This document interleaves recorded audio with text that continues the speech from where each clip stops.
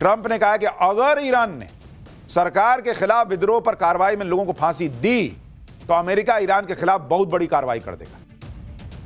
Trump Iran के खिलाफ सख्त एक्शन की बात कर रहे हैं, लेकिन ईरान भी कह रहा है कि चुप बैठ जाएंगे क्या जी। आप देखिए किस तरह से चीजें तेजी से बदल रही हैं। ईरान की धमकी के बाद अमेरिका कतर के अल उदीद एयरबेस से सैनिकों को हटा रहा है। अल उदीद एयरबेस कतर में अमेरिका का सबसे बड़ा एयरबेस है।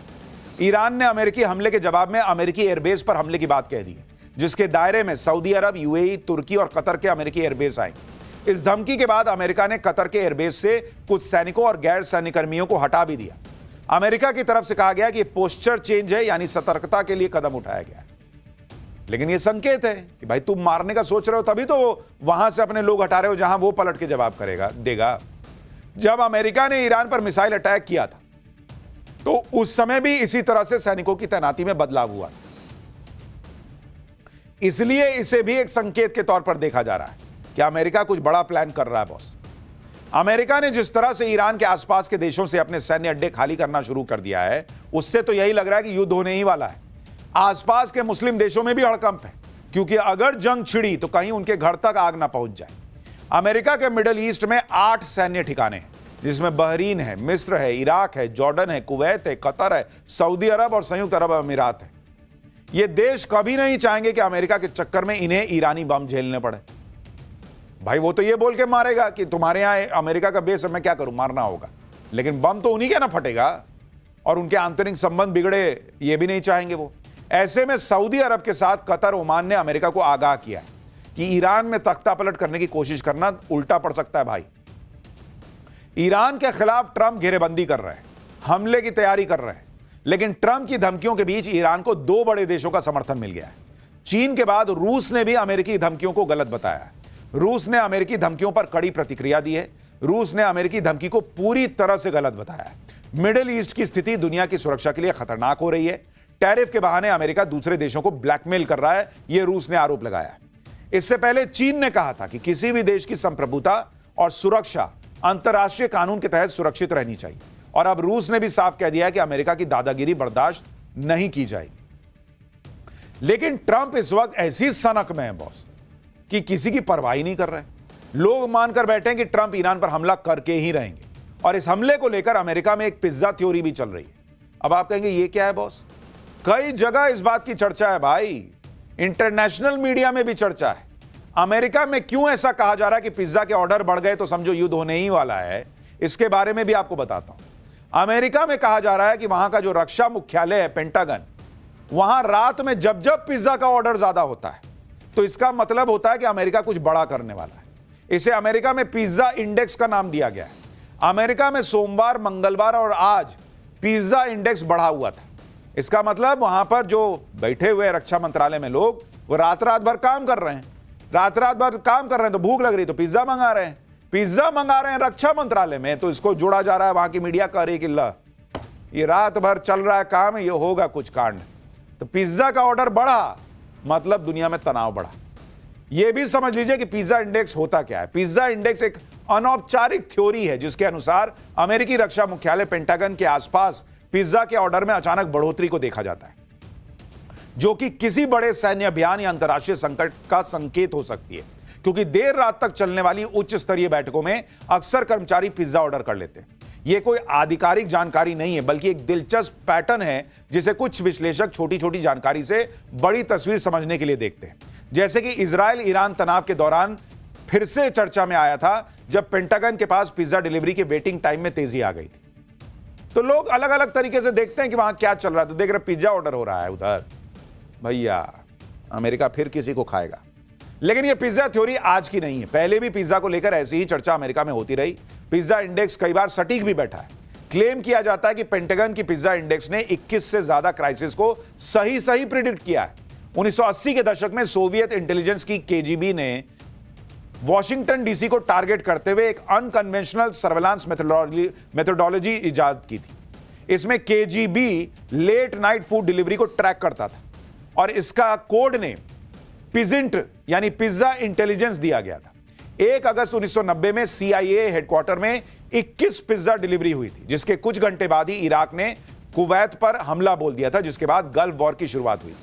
1998 में वॉशिंगटन पोस्ट ने यह लेख छापा था कि अमेरिका का इराक पर बॉम्बिंग के दौरान और राष्ट्रपति क्लिंटन पर चले महाभियोग के दौरान व्हाइट हाउस में फूड डिलीवरी में 250% की वृद्धि देखी गई थी।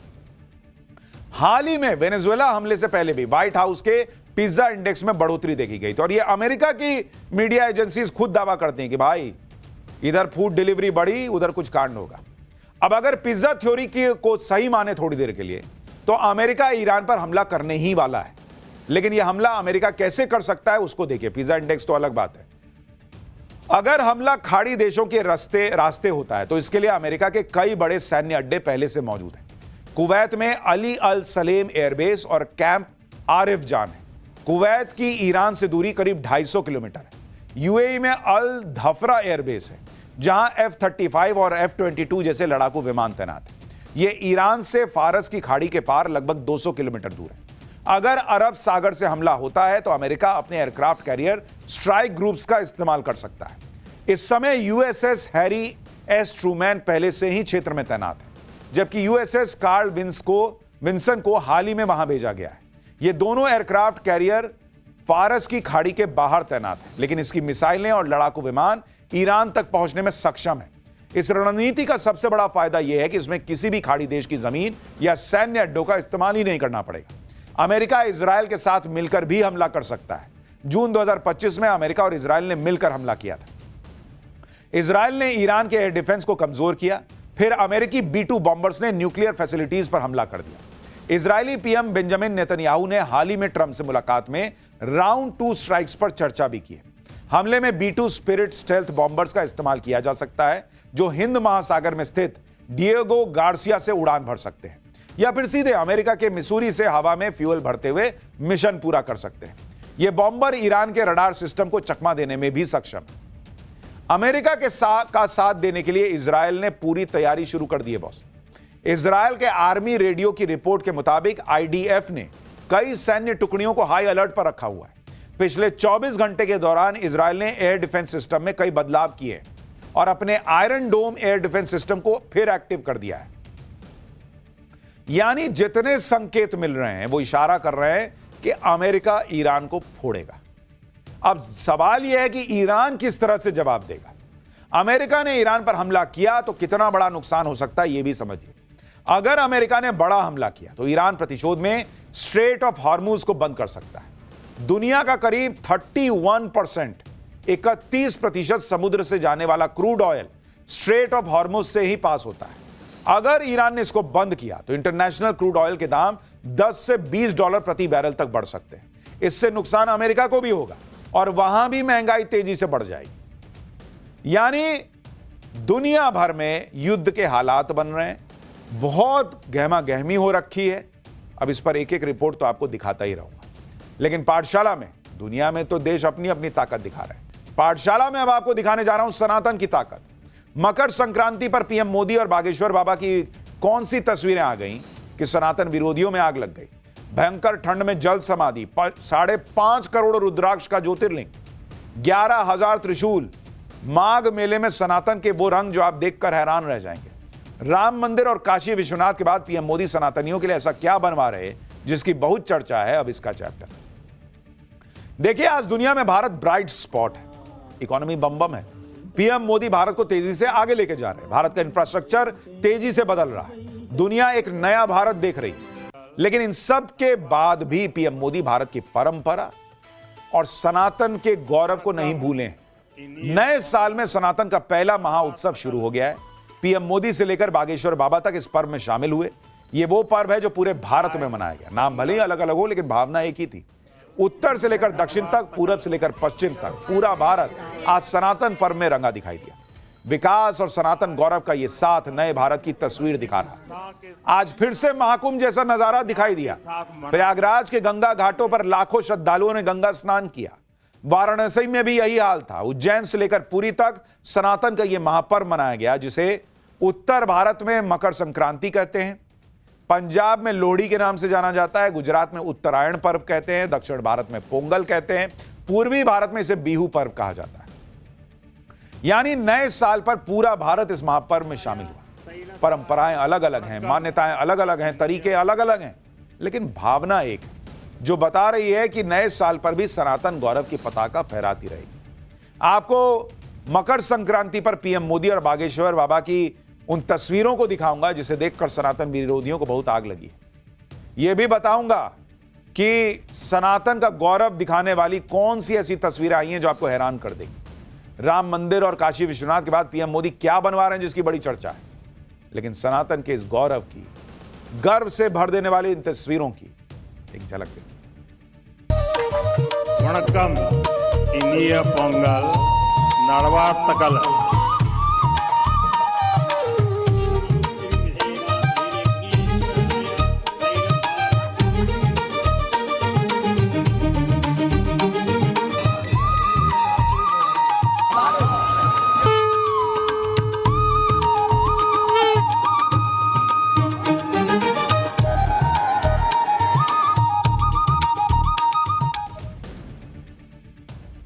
आज किस तरह से पूरा देश उत्सव मना रहा था वो आपको दिखाऊंगा, लेकिन पहले देखिए कि पीएम मोदी ने कैसे पोंगल का त्योहार मनाया। पीएम मोदी आज केंद्रीय मंत्री एल मुरुगन के घर पर आयोजित पोंगल उत्सव में शामिल हुए। दक्षिण भारत में फसल काटने के बाद पोंगल का पर्व मनाया जाता है। यह एक नई शुरुआत का प्रतीक है। पीएम मोदी ने पोंगल के अवसर पर केंद्रीय मंत्री एल मुरुगन के आवास पर विधि विधान से पूजा, और यह उन लोगों को भी मैसेज है, राज ठाकरे, उद्धव ठाकरे जैसे लोगों को जो मराठी बनाम उत्तर भारतीय करते हैं, जो अन्नामलई को जो है गाली देते हैं। पीएम मोदी ने दक्षिण भारत में मनाए जाने वाले पोंगल को मनाकर यह मैसेज दिया कि पूरा देश एक है बॉस। पीएम मोदी ने इस दौरान गौ सेवा भी की। पीएम मोदी ने गायों को चारा खिलाया, शॉल पहनाई और फूलों की माला भी पहनाई। पीएम मोदी ने पोंगल को वैश्विक उत्सव बताते हुए कहा कि उनके लिए भी सौभाग्य की बात है। इस दौरान पीएम मोदी ने कार्यक्रम में आए लोगों से मुलाकात की। पीएम मोदी के साथ सेल्फी लेने के लिए होड़ लग गई। पीएम मोदी ने वहां आए लोगों को ऑटोग्राफ भी दिए। सुनिए पीएम मोदी ने पोंगल पर क्या कहा है, फिर आपको इसका बड़ा मैसेज भी बता दूं। पोंगल एक ग्लोबल फेस्टिवल बन चुका है। दुनिया भर में तमिल समुदाय और तमिल संस्कृति से प्रेम करने वाले लोग इसे उत्साह के साथ मनाते हैं। उसमें मैं भी एक हूं।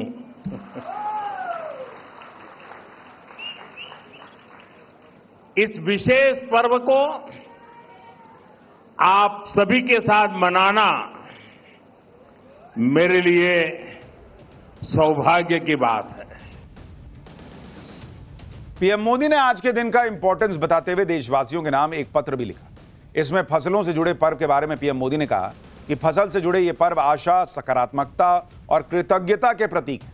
मकर संक्रांति देश के अलग अलग हिस्सों में अलग अलग नामों और परंपराओं के साथ मनाई जाती है, लेकिन इसके पीछे की भावना और उत्साह एक जैसा है। पीएम मोदी ने याद दिलाया कि ये पर्व देश को एक सूत्र में पिरोते हैं। परंपरा अलग अलग, लेकिन मान्यता जो है वो एक जैसी है। केंद्रीय मंत्री के घर पर पोंगल का पर्व सेलिब्रेट किया गया। तो दिल्ली में ही बीजेपी के दफ्तर में मकर संक्रांति का पर्व मनाया गया, जिसमें बीजेपी के कार्यकारी अध्यक्ष नितिन नवीन भी मौजूद थे और कई दूसरे नेता भी थे। इस दौरान वहां पर दही चूड़ा सभी लोगों को खिलाया गया। देखिए, सब बैठ के साथ में जो है नेता लोग दही चूड़ा खा रहे हैं। दही चूड़ा पार्टी चल रही है। बीजेपी दफ्तर की तस्वीर। उत्तर भारत में मकर संक्रांति मनाई गई, तो वहीं गुजरात में आज का दिन उत्तरायण पर्व के नाम से मनाया गया। उत्तरायण पर्व मनाने के लिए केंद्रीय गृह मंत्री अमित शाह अहमदाबाद पहुंचे, जहां उत्तरायण काइट फेस्टिवल का आयोजन हुआ। अमित शाह ने भी काफी देर तक वहां पतंग उड़ाई। देखिए, पूरा एकदम मंजे हुए खिलाड़ी टाइप जो है वो पतंग उड़ा रहे थे और जो है अपना हुनर दिखा रहे थे। पिछले साल प्रयागराज में जिस त्रिवेणी संगम पर दिव्य और भव्य महाकुंभ का आयोजन हुआ, वहां इन दिनों माघ मेला चल रहा है। 3 जनवरी को शुरू हुआ माघ मेला 15 फरवरी तक यानी 44 दिन चलेगा। माघ मेले में वैसे तो पहले दिन से ही लोगों की भारी भीड़ उमड़ रही है, लेकिन आज मकर संक्रांति पर दूसरे पर्व स्नान के लिए आस्था का सैलाब उमड़ा हुआ नजर आया। दोपहर तक ही 50 लाख से ज्यादा श्रद्धालु आस्था की डुबकी लगा चुके थे। ये तस्वीरें देखिए, यह आज की तस्वीर है मकर संक्रांति की। त्रिवेणी घाट के आसपास जहां तक नजर गई वहां श्रद्धालुओं की भीड़ ही दिखाई दे रही थी। शाम होते होते संगम तट पर सनातनी आस्था की डुबकी लगाने वालों का आंकड़ा 80 लाख के पार जा चुका था। माघ मेले में महाकुंभ की ही तरह कैसे सनातन के रंग बिखर रहे हैं, उसकी कुछ तस्वीरें भी आपको दिखाता हूं। मौनी बाबा 15 फरवरी तक चलने वाले माघ मेले के दौरान 12 करोड़ 51 लाख महामंत्रों का जाप करेंगे, 11 लाख दीप प्रज्वलित करेंगे और यज्ञ में 101 क्विंटल हवन सामग्री की आहुति भी देंगे। मौनी बाबा ने बताया कि वो राष्ट्र रक्षा, काशी मथुरा में भव्य मंदिर निर्माण जैसे संकल्पों के साथ माघ मेले में शिव साधना करने भी पहुंचे। राष्ट्र रक्षा का संकल्प है। श्री धाम अयोध्या में काशी मथुरा जो दिव्य मंदिर निर्माण के संकल्पों के अनुसार है, काशी मथुरा मंदिर निर्माण का, आतंकवाद विनाश का, बांग्लादेशी हिंदुओं की सुरक्षा का, गंगा विरल प्रवाह का, गो हत्या बंद होने का तथा भूल हत्या बंद होने जैसे बड़े संकल्पों को लेकर के अनुष्ठान संकल्पित है। 12 करोड़ 51 लाख महामंत्रों का जप होगा, 11.25 लाख दीपों का प्रज्वलन होगा, 101 कुंतल की आहुति होगी। मकर संक्रांति से पहले माघ मेले में यमुना के काली घाट पर वाटर लेजर शो भी शुरू किया गया। लेजर शो में गंगा, यमुना, सरस्वती की पावन त्रिवेणी की महिमा को भी दिखाया गया। इसके साथ ही समुद्र मंथन की कथा भी दिखाई गई। माघ मेले के दौरान रोज शाम को इस लेजर शो का आयोजन होगा। माघ मेले में सबसे ज्यादा चर्चा में सतुआ बाबा। अपने शाही ठाठ बाट और लग्जरी गाड़ियों के शौक के लिए जाने वाले सतुआ बाबा मेले में भी अपनी लग्जरी गाड़ी लेकर पहुंचे हुए हैं। आप तस्वीर देखिए सतुआ बाबा के।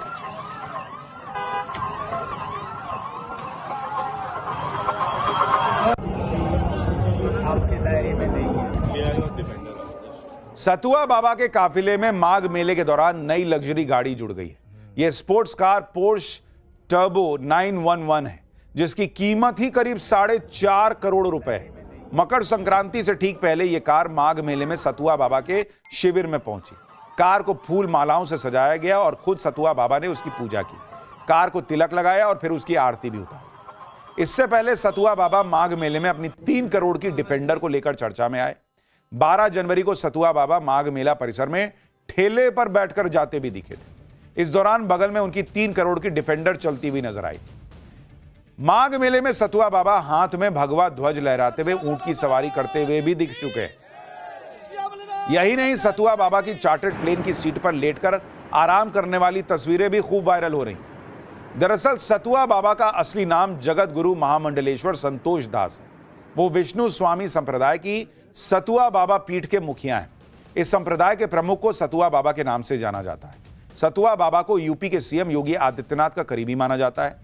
अपने काफिले में शामिल लग्जरी गाड़ियों को सतुआ बाबा ने सनातन का नया रूप बताया। आप भी लग्जरी गाड़ियों पर जरा सतुआ बाबा को सुनिए। सनातन की रफ्तार में इन गाड़ियों की रफ्तार से यह संदेश दूंगा कि अब समझ जाएं, सनातन अर्थ वाला भी है, धर्म वाला भी है, शास्त्र वाला भी है और शस्त्र वाला भी है और रफ्तार वाला भी है। अब सनातन की रफ्तार को जो रोकेगा, इन गाड़ियों की रफ्तार से उसको कुचल दिया जाएगा।